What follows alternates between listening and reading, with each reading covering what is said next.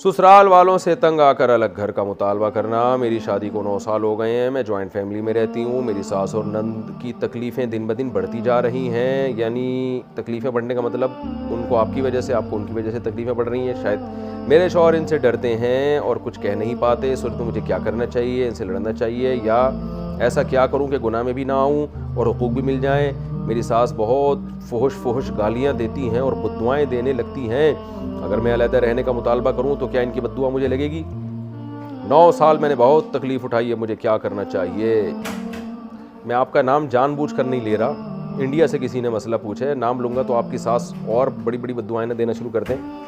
देखिए, मैं एक तरफा बात तो नहीं करता। मुझे नहीं पता आप सास के साथ क्या सलूक कर रही हैं। हो सकता है ऐसे बातें करती हो कि वो जो गालियां दे रही हो वो भी कम हो, इससे भी ज़्यादा बनती हो, तो मुझे नहीं पता। और ये भी हो सकता है कि सास आपकी बहुत गलत कर रही हो। बास बहुएं सास के साथ बहुत ही बदतमीजी कर रही होती हैं, उसका मकाम मर्तबा देखती नहीं है। तो अब कतई नज़र इससे कि वो सही कर रही हैं गलत कर रही हैं, ये तो जब तक दोनों तरफ की बात ना सुने इंसान फैसला नहीं कर सकता। लेकिन मैं आपके मियाँ को मशवरा दूंगा कि भाई अगर झगड़ा हो रहा है घर में, 9 साल हो गए, तो अलग कर दो यार। ये गालियों तक नौबत पहुंच क्यों रही है? तो ऐसी सूरत में बहरहाल अगर बीवी मुतालबा करती है कि मुझे अलग घर चाहिए, तो शौहर पर वाजिब है कि वो बीवी को अलग घर लेकर दे।